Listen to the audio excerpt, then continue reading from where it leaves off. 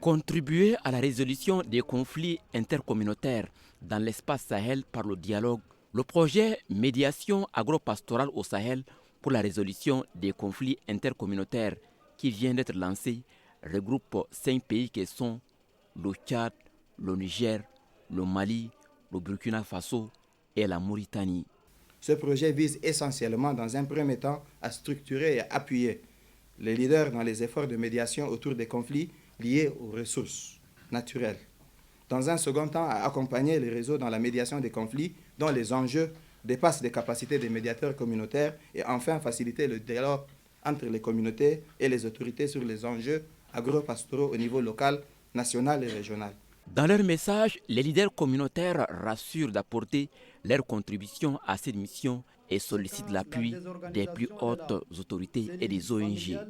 L'Union européenne a également réitéré son soutien. L'Union européenne entend donc apporter sa contribution à la stabilisation sécuritaire et à la cohésion sociale dans l'espace du G5 Sahel.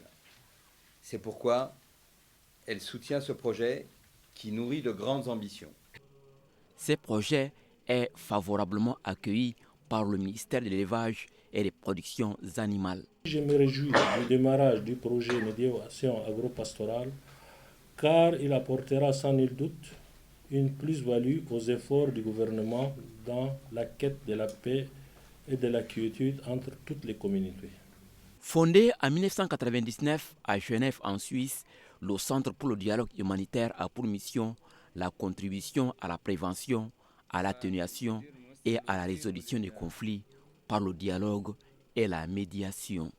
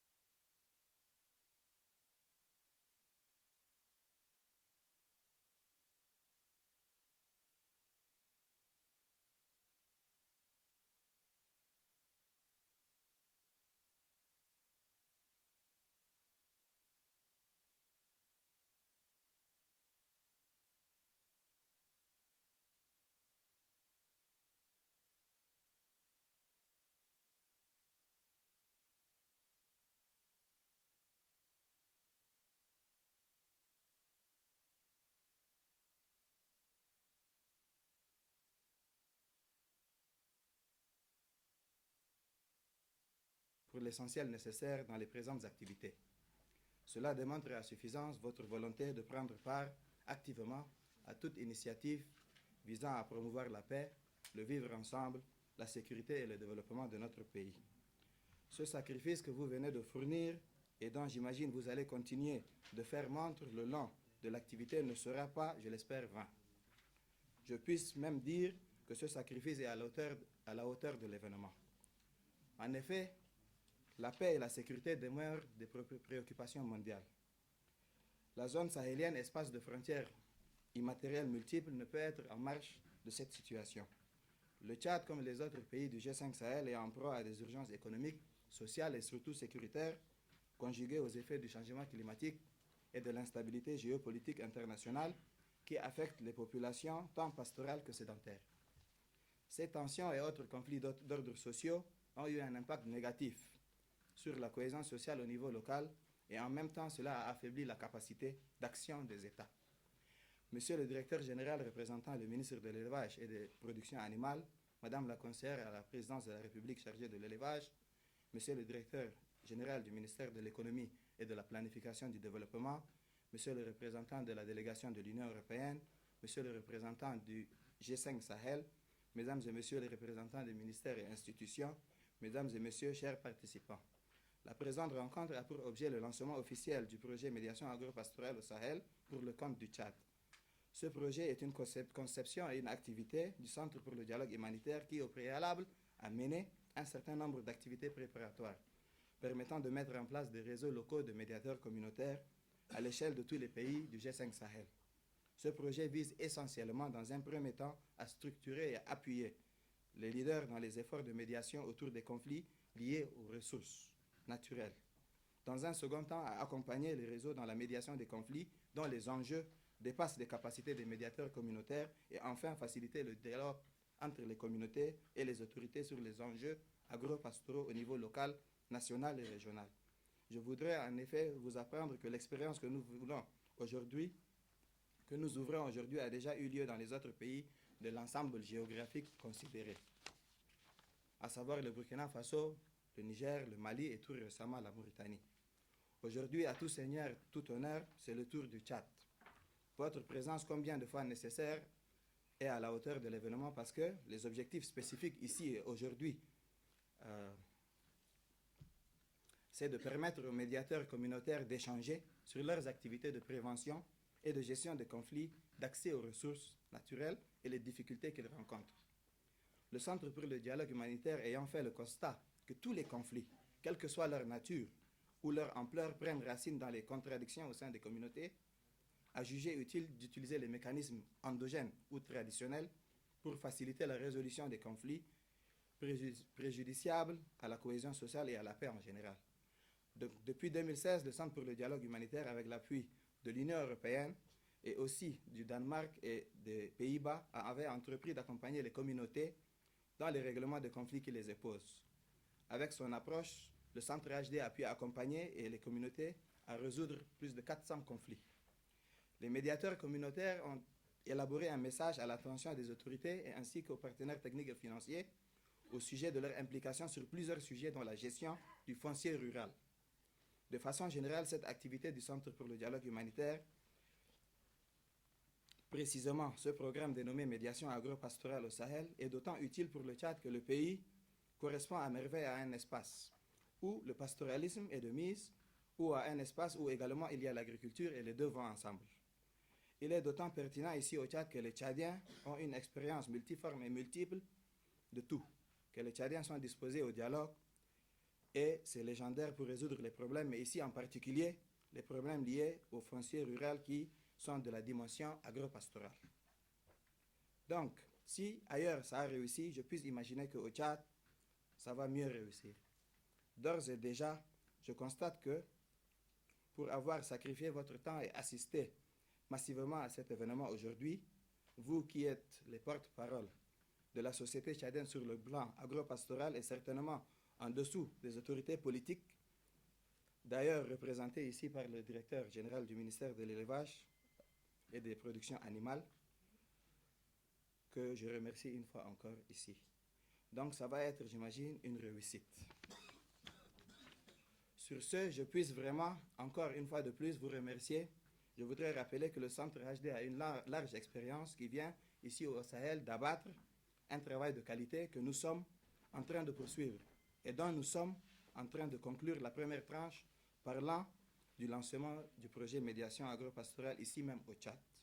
Sur ce, en imaginant que vous allez faire montre de la même endurance, du même intérêt pour la suite des activités, je voudrais, au nom du Centre pour le dialogue humanitaire, vous témoigner de notre remerciement et vous appeler effectivement à consolider votre disposition d'esprit, votre culture légendaire ici tchadienne de dialogue et de coexistence pacifique, quel qu'il soit par ailleurs dans ce que nous traversons. Enfin, je ne puisse mettre fin à mon propos sans vous savoir gré de la mobilisation et de la conviction dont vous faites montre en assistant massivement à la présente rencontre. Je demeure convaincu que vous garderez une telle conviction, sinon être plus engagé tant que notre pays, le Tchad, n'entre pas dans un véritable processus de pacification et de développement intégré. Vive le Tchad dans une Afrique libre, unie et prospère. Je vous remercie pour votre aimable attention. Vous avez sans doute retenu que pour le Centre pour le dialogue humanitaire, le pastoralisme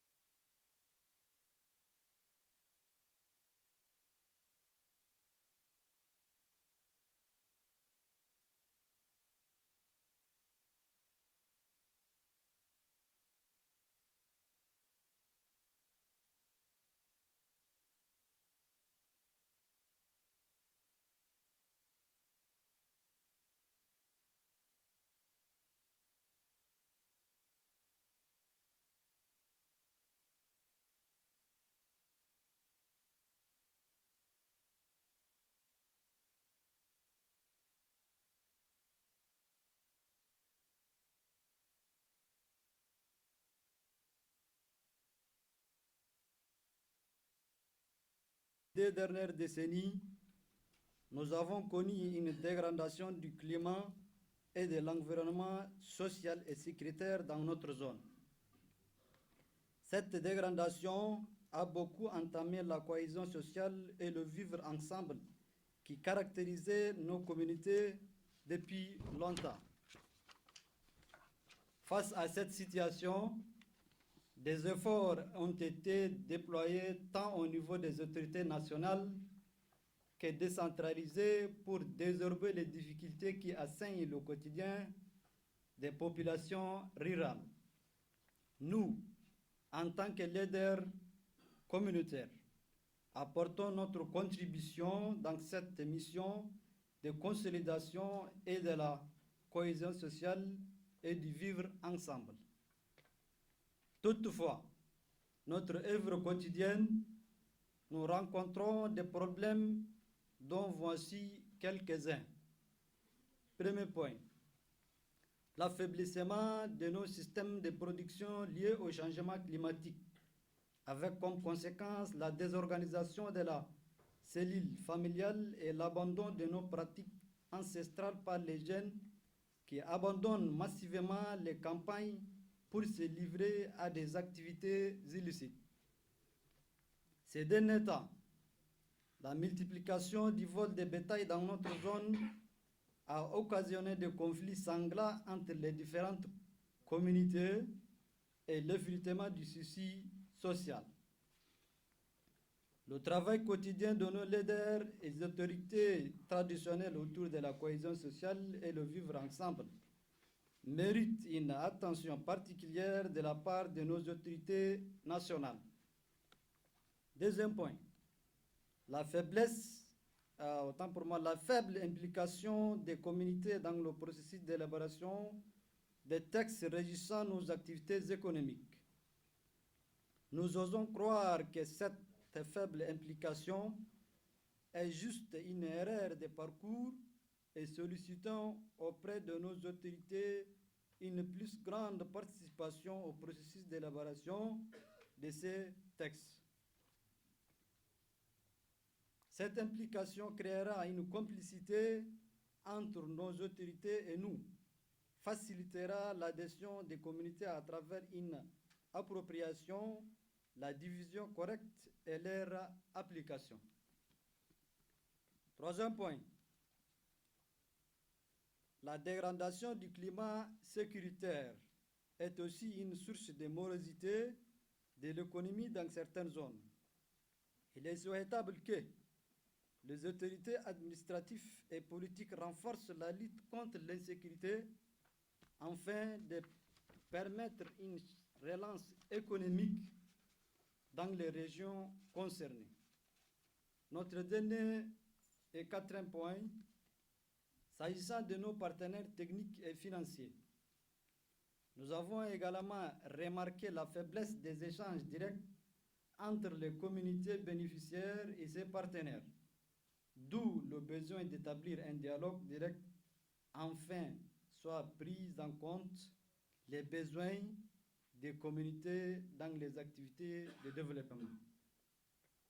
Monsieur le directeur de l'organisation des professionnels et de la sécurisation des systèmes pastoraux, représentant le ministre de l'élevage et des productions animales, Madame la conseillère à la présidence de la République chargée de l'élevage, Monsieur le directeur général du ministère de l'économie et de la planification du développement, Monsieur le représentant de la délégation de l'Union européenne, Monsieur le représentant du G5 Sahel, Mesdames et Messieurs les représentants des ministères et institutions, Mesdames et Messieurs les représentants des organisations non gouvernementales nationales et internationales au Tchad, Monsieur le représentant du Centre pour le dialogue humanitaire, chers leaders communautaires, Mesdames et Messieurs, tel est notre message à l'endroit de nos autorités et des partenaires techniques et financiers ici présents. Tout en vous souhaitant une bonne et heureuse année 2020, nous formulons le vœu d'avoir un Tchad en paix dans lequel نطلب من ممثل النشطاء الأهليين أن تسليم رسالته للإداريين تخطيط ومدير الممثل الوزير وللاتحاد الأوروبي وللسيدة compte remplir avec beaucoup de joie. Alors c'est le lieu pour moi de remercier au nom de l'équipe projet pour son discours. Merci. D'être ici et de prendre part au lancement des activités du projet de médiation agro-pastorale au Sahel. Ce projet a rencontré l'assentiment de l'Union européenne qui a choisi d'accompagner sa mise en œuvre pour des raisons spécifiques. Celles-ci tiennent au contexte actuel des pays membres du G5 Sahel. En effet, l'ensemble de ces pays fait face à des défis importants, dont les changements climatiques, la forte croissance démographique, l'insécurité, mais aussi la raréfaction des ressources naturelles. Cette situation contextuelle impacte les populations du Sahel dans leurs activités, surtout celles liées à l'agriculture et au pastoralisme, qui emploient sur l'ensemble de la zone des millions de femmes, de jeunes et d'hommes. En effet, la forte croissance démographique et la diminution des ressources font que les communautés exercent une pression grandissante sur les ressources naturelles qui se raréfient de jour en jour, et les différentes crises sécuritaires qui sévissent dans la zone ont mis à mal la cohésion sociale, dont le leader des communautés a particulièrement bien évoqué la chose. L'Union européenne entend donc apporter sa contribution à la stabilisation sécuritaire et à la cohésion sociale dans l'espace du G5 Sahel. C'est pourquoi elle soutient ce projet qui nourrit de grandes ambitions. L'espace du G5 Sahel mérite une grande attention de la part de l'Union européenne, dans ce sens que les défis auxquels il est confronté sont énormes et multiformes. La contribution de l'Union européenne à la mise en œuvre de ce projet s'inscrit dans une dynamique d'appui aux activités de maintien de la paix et de la cohésion sociale dans l'espace du G5 Sahel. En outre, l'accompagnement de l'Union européenne à la mise en œuvre de ce projet est lié à l'approche valorisante des mécanismes traditionnels de prévention et de gestion des conflits, qui ont fait d'ailleurs leurs preuves dans un certain nombre d'autres pays qui ont été cités, comme le Mali, le Niger et le Burkina Faso. Je demeure par ailleurs convaincu que c'est en plaçant ces mécanismes au centre de la résolution des conflits communautaires que nous pourrons contribuer efficacement et durablement à la stabilité et à la préservation de la cohésion sociale dans cette zone. En effet, bon nombre de conflits trouvent leur source au sein des communautés vivant ensemble ou exploitant les mêmes ressources naturelles. Et HD, le Centre de communauté humanitaire, pour son approche, met l'accent sur les us et coutumes et les mécanismes traditionnels de prévention et de gestion des conflits. Ces acquis conjugués avec le contexte actuel nous ont convaincus de l'utilité de nouer un partenariat à travers un accompagnement de cette phase du projet qui comporte des axes majeurs de promotion de la cohésion sociale et du vivre ensemble. Mais ce n'est pas seul que nous pourrons faire ceci, et nous comptons effectivement sur une coordination des autres acteurs, notamment tous ceux qui sont impliqués à travers un certain nombre de projets financés par l'AFD, financés par la Suisse, financés par d'autres États, par les Nations Unies, pour accompagner ce projet, car c'est ensemble que nous pourrons effectivement aboutir à quelque chose de concret pour conserver et maintenir effectivement un vivre ensemble qui permette de valoriser l'ensemble de cette zone. Donc je souhaite un plein succès aux activités de ce projet de médiation agro-pastorale au Sahel. Mesdames et messieurs, je vous remercie pour votre attention. Pour la forme. Merci. À présent, sans plus tarder, nous invitons le directeur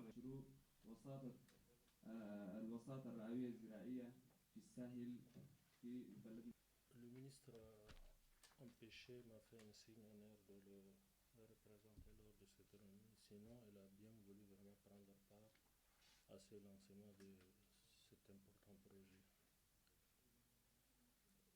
Madame la conseillère auprès du président de la République en charge de l'élevage, Monsieur le représentant de la délégation de l'Union européenne, Monsieur le représentant, Monsieur le directeur général du ministère de l'économie et de la planification du développement, Monsieur le représentant du Centre pour le dialogue humanitaire, Mesdames et Messieurs les représentants des ministères et aux institutions ici présents, Mesdames, Messieurs les représentants des organisations non gouvernementales invités, Mesdames et Messieurs les leaders communautaires, distingués invités en bon rang et grade, tout protocole observé. Il m'est particulièrement agréable de prendre la parole avec un plaisir renouvelé à l'occasion de cette cérémonie de lancement officiel du projet Médiation agro-pastorale au Sahel. Aussi, ce début de l'année 2020 m'offre l'opportunité de vous présenter mes vœux les meilleurs de santé, de prospérité, de longévité et de réussite pour chacun et chacune d'entre vous, et tous mes souhaits de paix et de développement pour notre cher pays, le Tchad, qui amorce cette année de tous les défis.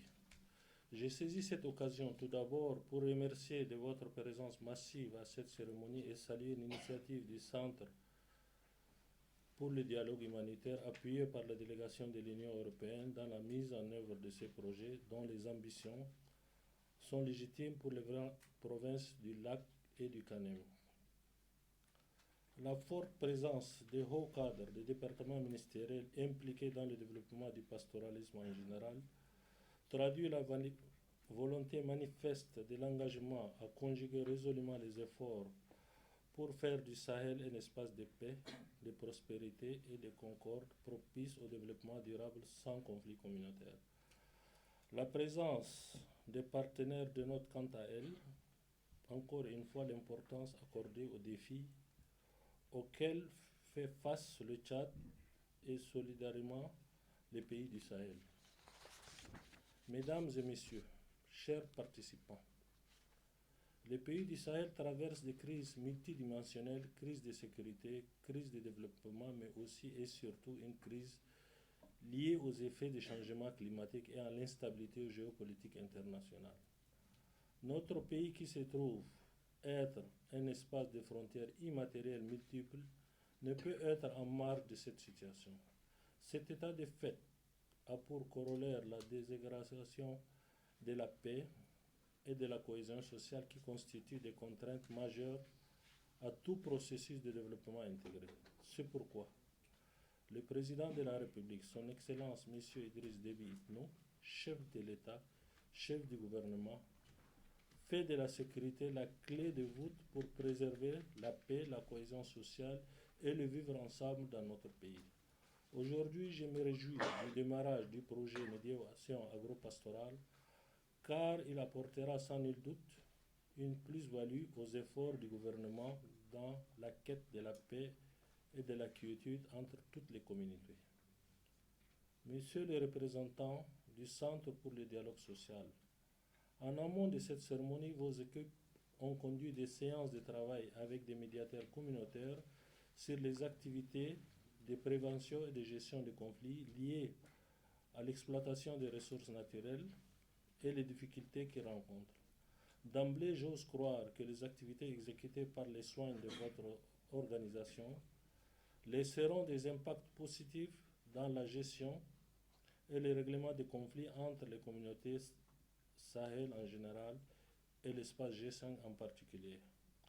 Pour ma part, je voudrais rassurer les leaders communautaires que les doléances formulées seront transmises aux plus hautes autorités de la République qui accordent une importance toute particulière à la prise en compte des préoccupations des communautés dans les politiques de développement durable dans un contexte environnemental impacté fortement par les changements climatiques.